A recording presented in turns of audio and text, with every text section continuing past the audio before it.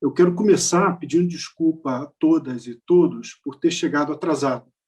Mas até chegar atrasado serve um pouco para eu falar sobre o que a gente vai falar aqui. Eu estou atrasado porque quando eu estava voltando para casa, eu vi uma senhora cair ao chão e eu tive que parar para socorrê-la, né? E isso me demorou um pouco de tempo. O Fernando sabe que eu liguei para ele e falei: Fernando, não vou poder entrar. Ele falou: corre. Eu, assim que atendi a senhora e veio uma pessoa ajudá-la, eu corri para cá. Por que serve? Eu acho que até aqueles que são mais religiosos, até isso é um presságio que eu deveria falar aqui, né? Quando a gente está tratando de vidas, quando a gente está tratando de emergência, quando a gente está tratando de pessoas que não podem, naquele momento, se cuidar, a gente tem que imediatamente responder. Depois a gente vê como é que a gente acerta a reunião. Depois a gente vê como é que a gente acerta as nossas perspectivas sobre o futuro do país. Bem, esse foi o espírito que eu percebi entre todos os nossos economistas. Qual é o papel nosso como economistas? Não só dizer que é importante realizar esse ato de socorro imediato para evitar mais perdas de vidas e sobrevivência, mas também como é possível fazê-lo, porque não há nenhum impedimento técnico para isso, né? E demonstrar um pouco as consequências terríveis de não fazê-lo. Então, o documento é muito simples, ele começa descrevendo um pouco a crise.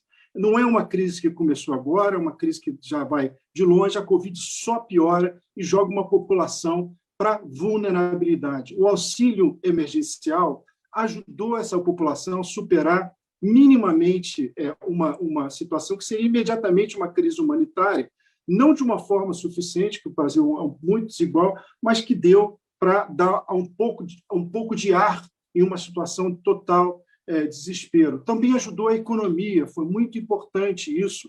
A economia não despecou mais, né, do que ela já demonstrava que iria despencar, em função desse auxílio emergencial. Não renová-lo já coloca essas pessoas todas em vulnerabilidade, em uma situação de pré-crise humanitária.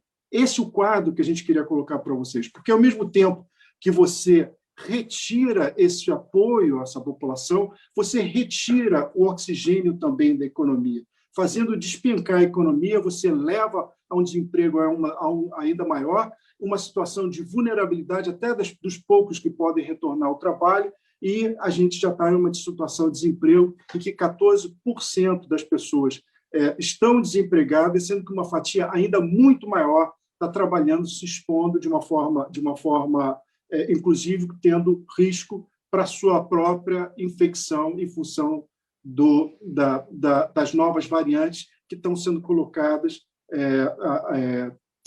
que estão aparecendo aí, né? É muito importante colocar isso, quer dizer, existe a urgência do auxílio e não existe nenhum impedimento técnico de fazê-lo. O que a gente procurou demonstrar para vocês é que o aumento da dívida ele não representa nenhuma responsabilidade, no sentido que ele é um fenômeno mundial e não existe nenhum, eu repito isso, não existe nenhum critério técnico reconhecido pelos economistas do mundo inteiro e que digam que uma dívida do tamanho do Brasil, até maior, para assumir ainda mais os investimentos necessários para a recuperação, não cabe no Brasil. O Brasil é um país do G20, entre as 10 maiores economias do mundo. É um país rico com muitos pobres. É importante lembrar isso. Nós temos condições materiais, financeiras, de arcar com esse tipo de iniciativa.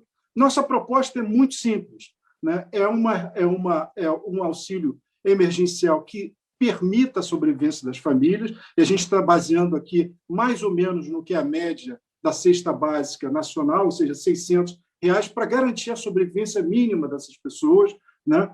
Renovada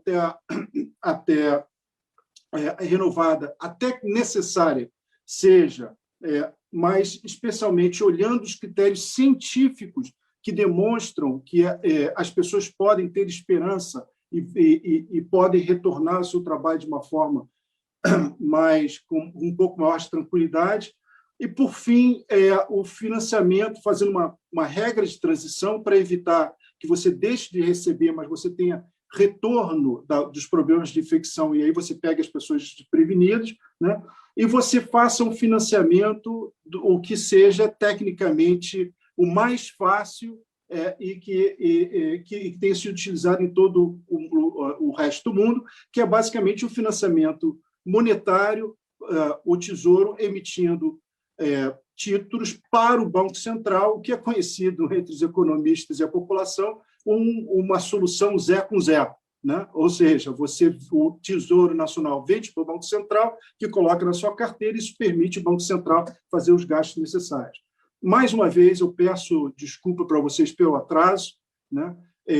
Agradeço a todos vocês estarem aqui, agradeço aos economistas que participaram, são brilhantes economistas que participaram desse processo, eu somente relatei esse processo, mas mais do que isso, eu sempre digo, é difícil você ter 2 economistas concordando com um tema, ter mais de 10 economistas, né, com uma proposta única para atender um tema emergencial, é quase um milagre. E, sinceramente, é o que o Brasil precisa, um milagre nesse momento. Obrigado.